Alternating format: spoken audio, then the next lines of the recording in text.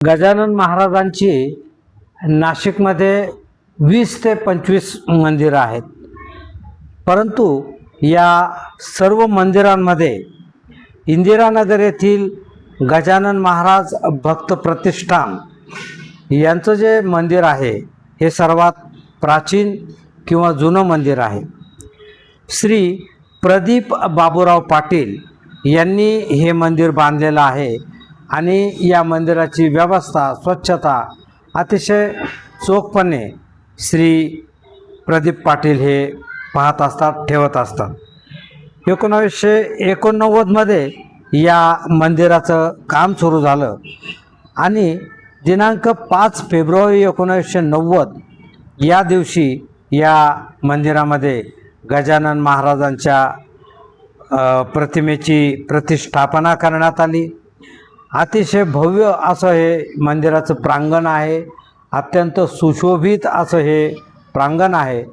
प्रांगणामध्ये एक सुवर्ण असा ध्वज मंदिराच्या समोर आहे, त्याचप्रमाणे वैभवाचं प्रतीक असलेले 2 गजराज या ठिकाणी आपल्याला पाहायला मिळतात। आणि गजानन महाराजांचं हे जे मंदिर आहे हे अत्यंत स्वच्छ सुशोभित टाईल्स लावलेलं हे मंदिर आहे। अतिशय प्रसन्न असं या मंदिराचं वातावरण असतं। या ठिकाणी असलेली गजानन महाराजांची मूर्ती देखील अतिशय मनमोहक आहे, प्रसन्न चित्त करणारी ही मूर्ती आहे। या ठिकाणी गजानन महाराज तल्लीन होऊन चिलीम ओढतायत असं ही प्रतिमा आहे। त्याचप्रमाणे महाराजांचे 2 मुखवटे देखील आपल्याला या मंदिरामध्ये पाहायला मिळतात।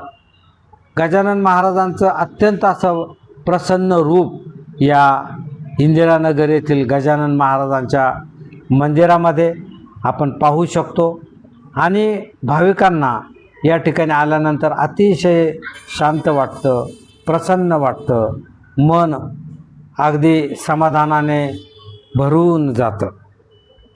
या मंदिरामध्ये गजानन महाराजांच्या या प्रसन्न मूर्तीसोबतच बाजूला सप्तशृंगी मातेचं एक छोटंसं असं मंदिर आहे। अतिशय सुंदर अशा या ठिकाणच्या मूर्ती आहेत। हा प्रदक्षिणा मार्ग देखील अतिशय स्वच्छ आणि प्रसन्न आहे। महाराजांच्या मागच्या बाजूला गणपती आणि भगवान शंकराची पिंड आहे। त्याचप्रमाणे या ठिकाणी गजानन महाराजांचा मूळ फोटो, गजानन विजय या ग्रंथाची प्रत, त्याचप्रमाणे महाराजांच्या पादुका देखील आपल्याला दर्शनासाठी आहेत।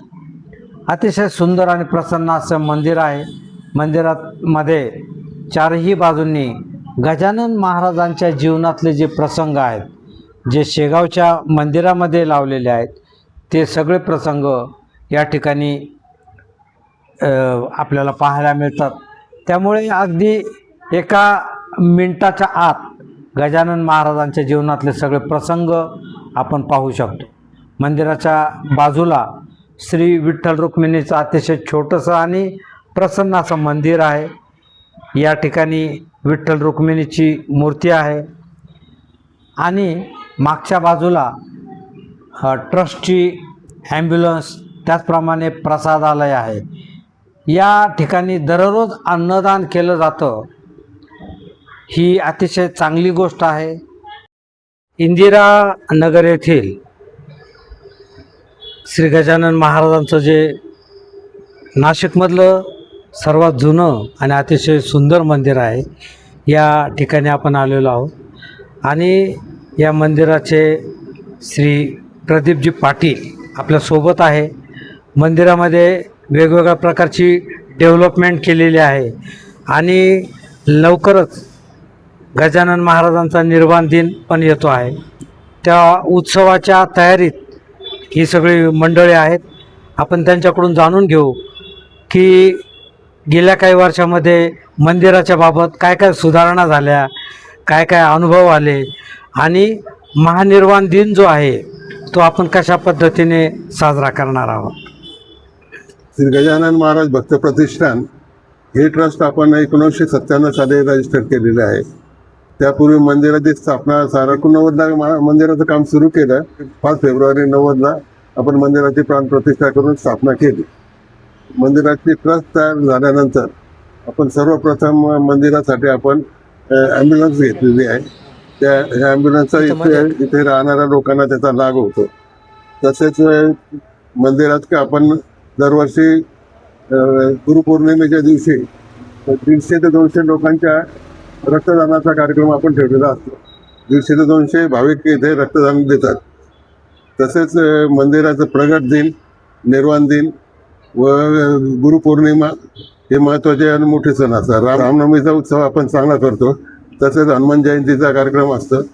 महाशिवरात्रीचा कार्यक्रम असतो आपल्याकडे. आणि दर श्रावणामध्ये दर सोमवारी आपण प्रसादाचा आपण भक्तांना लाभ देतो. त्या दिवशी आपण खिचडीचा प्रसाद असतो. आणि बाकी दिवशी दररोज संध्याकाळी 5:30 6:30 ते 9 वाजेपर्यंत आपण पिठलं पोळी आणि खिचडीचा प्रसाद आपण भक्तांना वाटप करतो.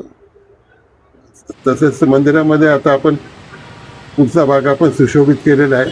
टाईल्स बसून मंदिराची आता शोभा अजून वाढवण्यात आपण हे केलेलं आहे. 3 वर्षापूर्वी मंदिरात आपण ध्वजस्तंभाचं आपण स्थापना केलेली आहे. सागरानंद महाराज जे होते ते आता स्वर्गवासी झालेत, त्यांच्या हस्ते आपण त्याचं स्थापना केलेली आहे. बाबांच्या हस्ते आपण केलेली आहे. तसंच 15 सप्टेंबर रोजी गजानन महाराजांचा निर्वाण दिनाचा कार्यक्रम आहे.